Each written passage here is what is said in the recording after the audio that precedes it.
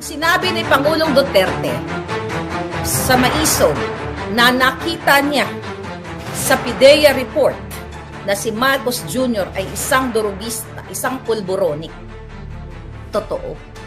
Yung sinabi ko sa inyo na lumuhod si Amy Marcos sa Pangulong Duterte na wag na hulihin si Kuting o wag na siya isama doon sa pulburonic list, sa narco list. Totoo yun. Kasi napaka-reliable ng ating impormasyon na nakuha doon. At dito sa ipapakita natin ebidensya sa inyo ay magja-jive lahat. So, nung panahon ni Noynoy, isa sa kabinete ni Noynoy ang humarang dito. Okay? Maari, okay? Hindi natin muna siya bibigyan ng pangalan, pero maaring business partner ni Lisa Satanas.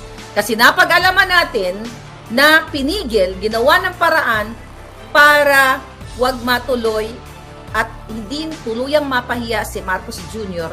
na siya po ay pulboronic. Na siya ay nasa narco list talaga. Nandoon talaga siya. Mga kababayan, nandito po ang confidential report ng PIDEA na hawak ko sa inyo. Ipopost ko to sa Twitter mamaya para may kopya kayo, hindi yung ganitong klaseng papel. Baka sabihin nyo ginawa-gawa ko lang. Okay, ipapakita ko sa inyo ang original copy. Okay? Sa Facebook, ititwist, bahala na kayo, i-upload nyo lahat. Mag-stitch kayo sa TikTok, it's up to you. But this document na hawak ko makapagpatunay na ang sinabi ni Duterte ay totoo. Na si Marcos Jr. ay kasama sa listahan ng mga nagpupulburon ng PIDEA. Ito po, nakalagay dito sa confidential report, Republic Act, ito, PIDEA. Ayan, 2 page po yan. Alright?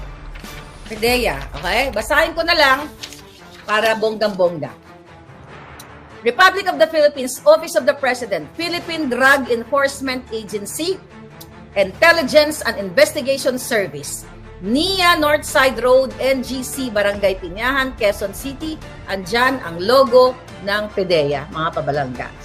So ito ay, sa the last minute, may kumausap sa akin na, Maharlika, wag mong ipakita ito, hindi yung nagbigay sa atin, wag mo ipakita sana ang ebidensya from the PIDEA kasi lalo kanilang tatargetin at papatahin ka, hindi ka sisintahin ng mga ito. Sabi ko, kahit napakita ko hindi, papatahin din naman ako ng mga yan kapag ginusto nila at nakapag-tsempo yung mga hayop na yan. Sabi ni Kate Watson, ilabas na yan para mapahiya ang mga Marcos. Yes! Pupost ko to later after ng vlog natin. Okay? Ito, ulitin natin. Confidential. Republic of the Philippines Office of the President. Okay? Ito'y alam ni Noynoy nung time na siya ang presidente. Right? Hindi ko alam bakit hindi nila inisplok to at ginamit nila nung 2016 election ng presidente at even nung 2022. Kasi nga, alam niyo na kung bakit hindi ginamit. Kasi pala, pare-pareho silang dilawan-pulawan. Pre-operational report, control number, okay, blank.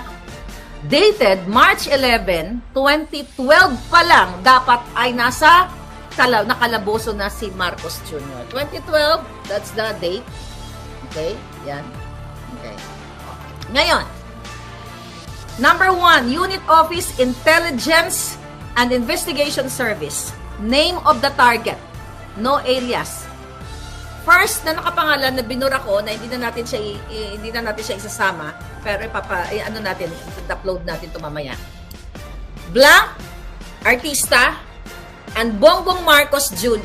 Bongbong Marcos and Bonget and some unidentified male and female cohorts. Ito po ay order para i-arestuhin sila dun sa kanilang rumbuhan kung saan sila ay nagpupulburon.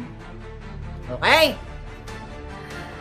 Name of the target, blank, the artista, and Bongbong Marcos and Bonget, at Bonget o alias Bonget, and some unidentified male and female cohorts, Filipino. Okay? Yes. Specific area of operation, NCR, National Capital Region, Makati City. Nakalagay dito, summary of information. A confidential informant, personally appeared before this office and reported that a group of showbiz and politically affluent personalities are frequently using illegal pulburon, okay, inside Unit 4C Rizal Tower Building, Rockwell, Makati City. May perma ng team leader. Okay? Binura din natin para ang ma-highlight si Marcos Jr. Then mga palangga, first time here in my channel na walang naglakas ng loob na ilabas ito na si Marcos Jr. ay talagang pulboronic noon hanggang ngayon. Right? So dito, sa second page, authority to operate. This is from the Office of the President from Noynoy Aquino. Pero I doubt it, baka hindi ito nakita ni Noynoy pala. Baka baka hindi nga nakita ni Noynoy ito, but dahil yung kaniyang mga kabinete ay hinarang. Cabinet niya, isa sa cabinet niya, ayon sa ating source, ang humarang nito para hindi ma-raid o mahuli si Marcos Jr.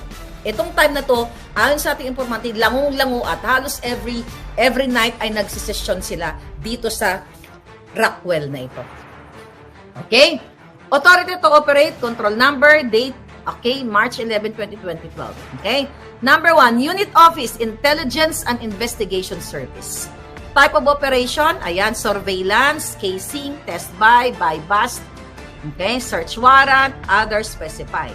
Duration, 22 hours, okay, this is 10 ng gabi, March 11 of 2012 to 12 March 12, 2012.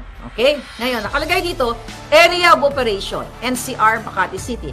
Team Leader, Contact Number. Okay? Ito, nakalagay dito yung agent. Alright? Nakalagay yung agent dito, and 7 others. So, agent, so 8 sila ang magre-raid. So, ito yung mga information. Vehicle, model number, ayan. Para kasi nakakaalam nito, alam niya na totoo mga sinasabi ko dito. Hindi gawa-gawa. Ito ang mga kasakyan ng involved nila Kuting, ay yung mga kasabwat nila na nandoon na nagrurumbuhan sila sa Coca-Cola o sa pulburon. Number 1, Mazda, model Mazda 3, black, ZKC, plate number 8. Wag na natin sabihin. Okay? Wag na sabihin ang plate number. Okay? Toyota Vios, silver, ZBA, may number. Toyota Avanza White, ZRU. So, nakakilala kay Kuting o sa artistang ito. So, you can verify ito. Kayo ang magsasabi kung itong information na to ay legit or not. Okay? Isuzu Crosswind White, ZIZ, blank, blank, blank. Okay? Noted by Director 2S. Is it 2S or IIS? Okay? So, ngayon, mga kababayan, okay? Ito yung sinasabi ni Pangulong Duterte na nakita niyang papel. I think isa ito sa mga papel na mayor pa lang siya kasi 2012 ito. At finorward sa kanya noong siya ay presidente niya at kaya inilagay si Marcos Jr. na nag-ooperate o nagbabangag-bangag sa pulburon.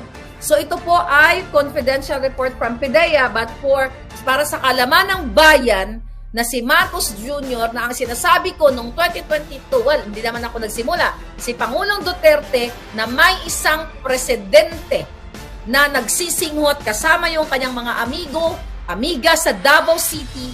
Diba? Sinabi pa nga ni Pangulong Duterte during the campaign na sa loob ng eroplano sila nagsisesyon. So, totoo, mga kababayan, ang sinabi ni Duterte na si Marcos Jr. noon pa lang, even nung mayor pa lang si Pangulong Duterte, si Marcos Jr. ang presidente ninyo ngayon ay isang bangag, ay isang pulboronic based dito sa PIDEA report na pilit na pinadudukot ni Lisa Satanas, pinadudukot ng gobyernong ito para hindi nyo makita. Pero dahil, mga kababayan, ay gusto nilang targetin ako, hindi gusto, tinatarget na nila, gusto nila akong gurgurin, might as well, ilabas na natin sa buong mundo etong report na ito. Actually, na-forward ko na din po ito sa authority dito bago natin binlag.